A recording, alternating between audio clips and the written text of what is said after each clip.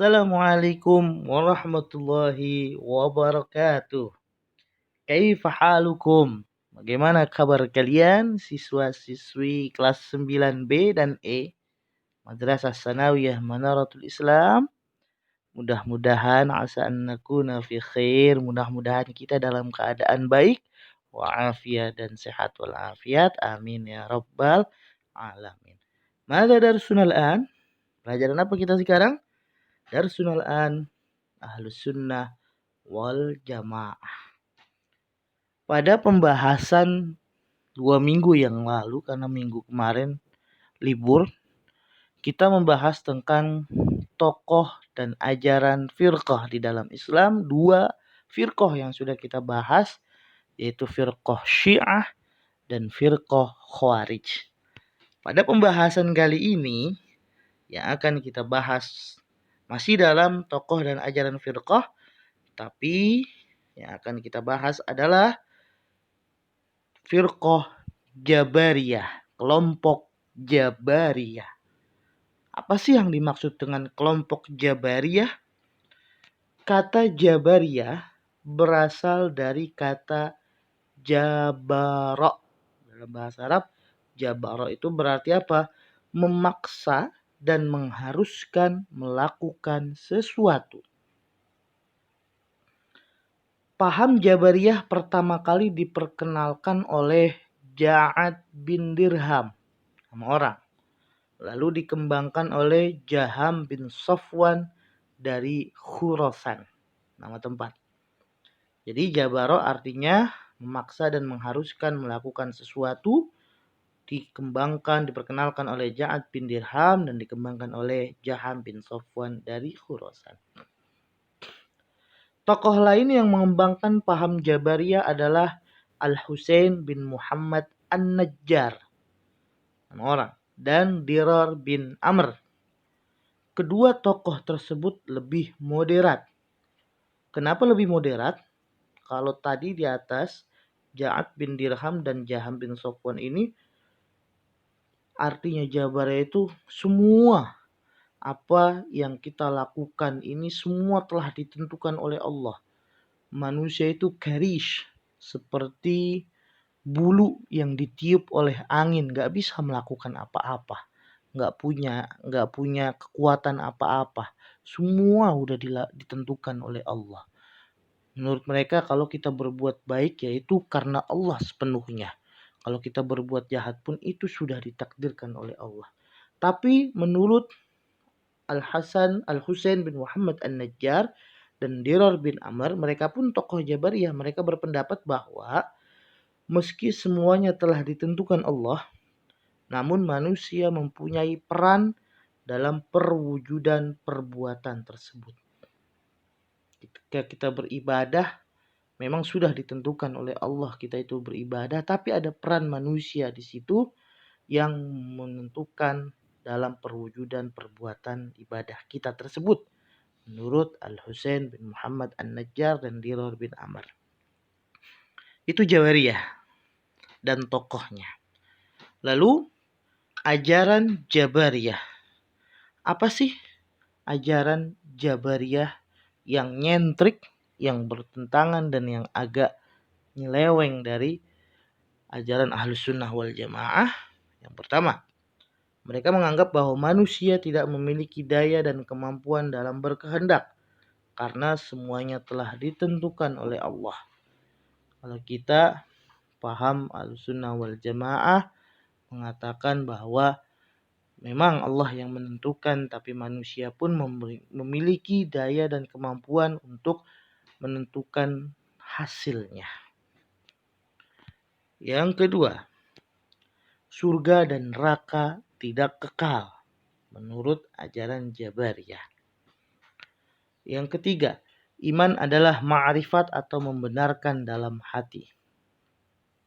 Jadi yang namanya iman menurut mereka hanya di dalam hati.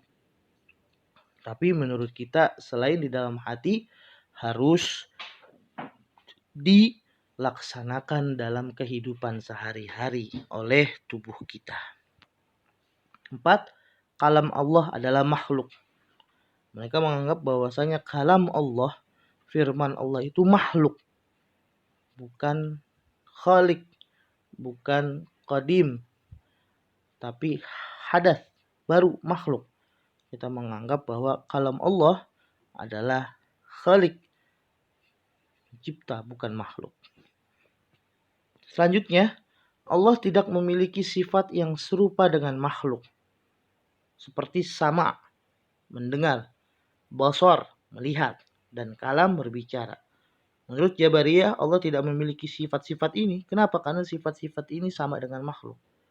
Tapi menurut kita, Asy'ariyah dan Al-Maturidiyah berpendapat bahwasanya Allah itu memiliki sifat sama, mendengar, tapi mendengarnya Allah tidak sama dengan makhluk. Bagaimana? Hanya Allah yang maha mengetahuinya. Allah memiliki sifat basar, melihat, tapi melihatnya Allah tanpa perantara mata. Lalu bagaimana caranya? Hanya Allah yang tahu. Tidak sama dengan makhluk. Dan Allah memiliki sifat berbicara, kalam, tapi berbicaranya Allah tanpa suara, tanpa perantara lisan.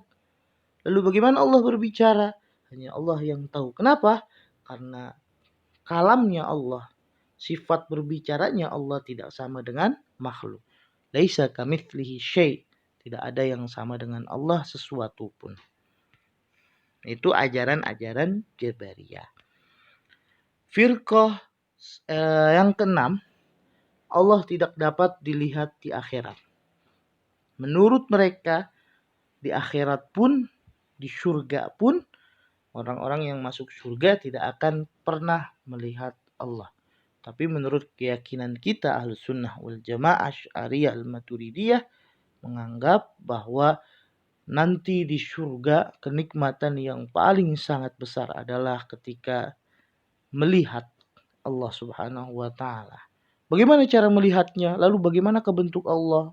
Allah tidak berbentuk. Bagaimana cara melihatnya? Hanya Allah yang tahu nanti. Selanjutnya firqah yang akan kita bahas adalah firqah Qadariyah. Kalau tadi Jabariyah, sekarang Qadariyah. Lawan dari aliran Jabariyah adalah Qadariyah, yaitu aliran yang meyakini bahwa setiap orang adalah pencipta bagi semua perbuatannya. Ia dapat melakukan suatu apapun atau meninggalkannya atas kehendaknya sendiri. Gak ada campur tangan Allah.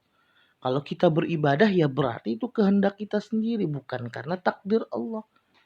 Kalau kita melakukan maksiat berarti itu kehendak kita, tidak ada campur tangan Allah. Itu menurut Qadariyah. Kebalikan dari Jabariyah ya. Tokoh yang dianggap sebagai pelopor paham Qadariyah adalah Ma'bad al-Juhaini dan Ghailan ad-Dimashqi. Ini dua tokoh yang dianggap sebagai pelopor paham Qadariyah. Selanjutnya, ajaran Qadariyah. Yang pertama, setiap orang adalah pencipta bagi semua perbuatannya. Ia dapat melakukan suatu apapun atau meninggalkannya atas kehendaknya sendiri, tanpa ada campur tangan Allah, tanpa ada kehendak Allah, tanpa ada takdir Allah. 2. Manusia berhak mendapatkan pahala atas kebaikan yang dilakukannya dan juga berhak mendapatkan hukuman atas kejahatan yang diperbuatnya. Menurut kita pahala merupakan hak veto bagi Allah. Ketika kita berbuat baik, berbuat ibadah, pahala yang diberikan oleh Allah atas keridhaan dari Allah Subhanahu wa taala, tidak bisa kita mengatakan kita berbuat ibadah, sholat harus mendapatkan pahala, tidak bisa. Kenapa? Karena kalau kita mengatakan kita ibadah harus mendapatkan pahala, berarti kita mewajibkan sesuatu kepada Allah. Itulah tadi dua firqah, yaitu firqah Jabariyah dan firqah Qadariyah, beserta tokoh-tokohnya dan juga paham ajarannya.